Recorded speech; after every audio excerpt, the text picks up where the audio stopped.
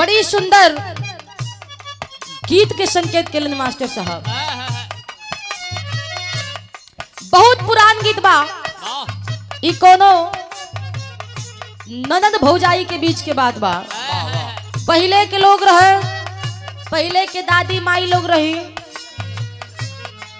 कि जब समय आवे तो दोनों लोग अपन टांग पर टांग चढ़ाई करके और अपन साड़ी ऊपर कई के जाता पर बैठ जाए और बैठ करके लगे पीसे।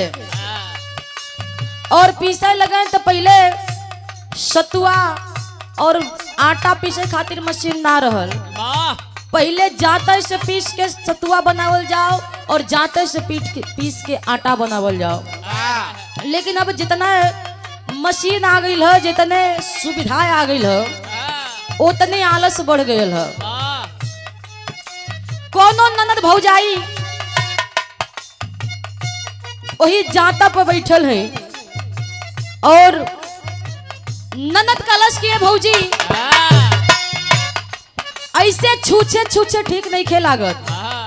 ऐसन कर तू कि तनी कुछ मन शायन हो जाए तो बढ़िया हो। हम डाली तो हिलावा। भौजाई कलश कि अगर हम मन शायन करे लागब, कुछ कहे लागब तो तहरो रही ना जाए, तू हो कूदे लगबू।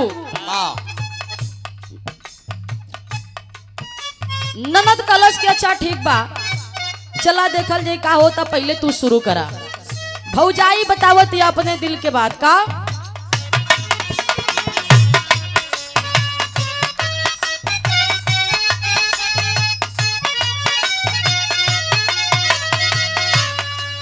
ये कहे अरे बाबा दिहले टीकावा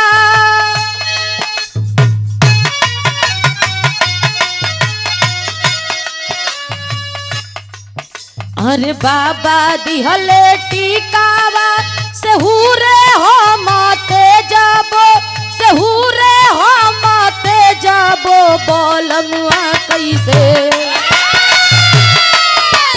बोलमुआ कैसे ते जब रे छोटी ननदी, बोलमुआ कैसे ते जब रे।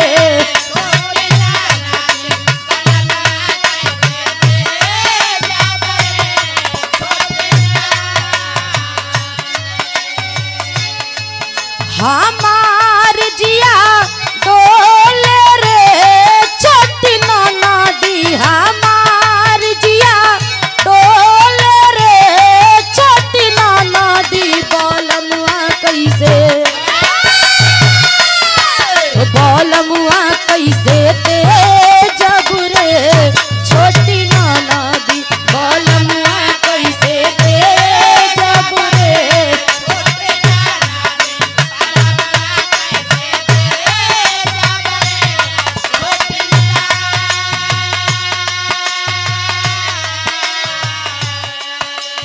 गीत गीत रहल, लेकिन बिटिया माई बीड़ा वाली के आवाहन करे, पुकारे बुलावे कैसे।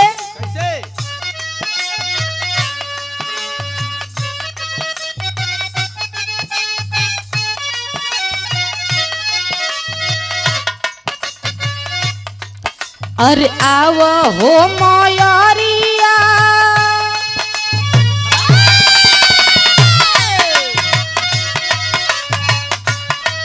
अरे आव हो मयरिया सुन के हमारी पुकारिया, नजरिया तनी फेर हो मोरी मैया, नजरिया तनी फेर हो मोरी मैया, नजरिया तनी, नजरिया तनी फेर हो मोरी मैया, नजरिया तनी फेर हो मोरी मैया।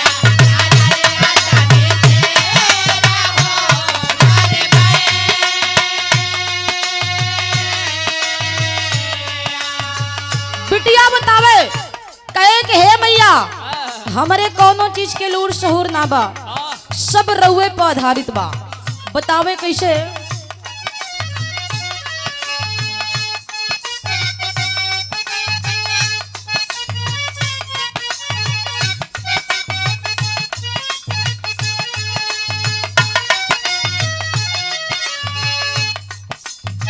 लय सुर ताल नहीं के लुरना सहूर बा रौरे चरण ही आज्ञा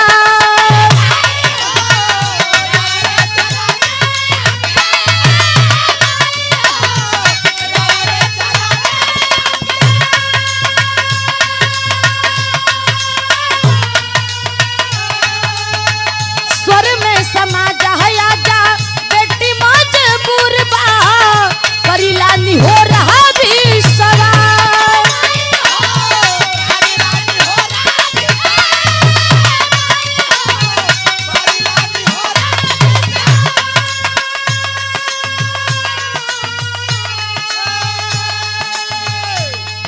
अबेरिया जनी को रहो मोरी मैया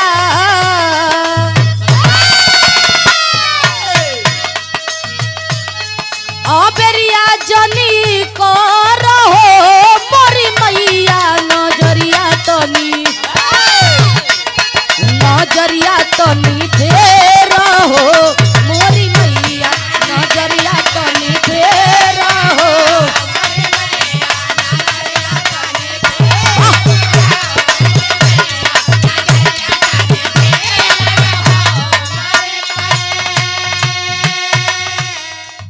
बिटिया बतावे कि हे मैया के करे ऊपर राउर कृपा भयल कैसे के कहां पहुंच गयल बतावे कैसे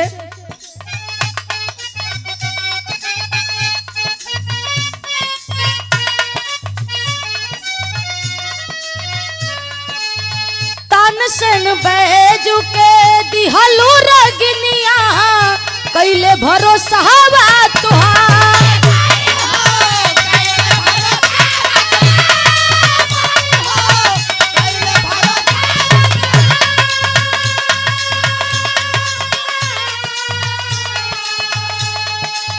सूर कबीर तुलसी कैले भजनिया वाल्मीकि से मांगे संसार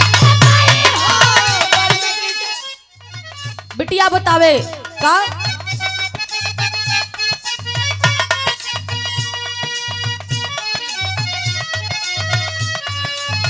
तन सेन बैजू के दिहलू रगनिया कैले भरोसा हवा तुहार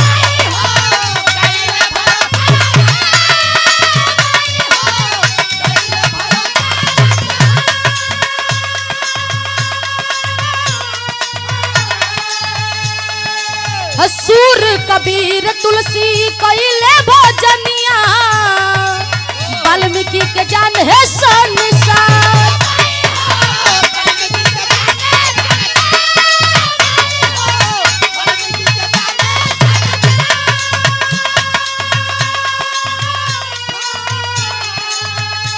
नेवरिया के धर हो मोरी मैया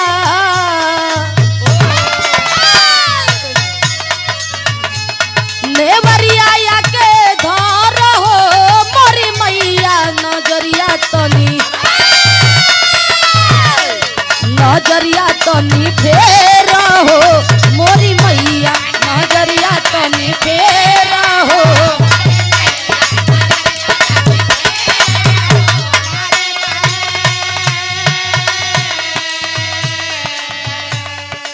बिटिया बतावे कि हे मैया कौने खानदान के बेटी है कौने बगिया के सींचल फूल है लास्ट लाइन में बतावे देखा पूजा पाठ कमों से होला पूजा पाठ ढेरों से होला बस सच्चे दिल से होके के चाहिए कहा जाता है कि मन की तरंग मार लो बस हो गई भजन हो गया भोजन और आदत बुरी सुधार लो ये भगवानों आज तबाहे कैले हुआ लास्ट लाइन में कहना बा कैसे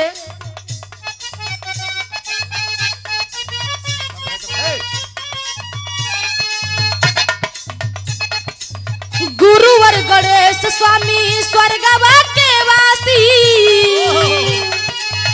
माई से मांग है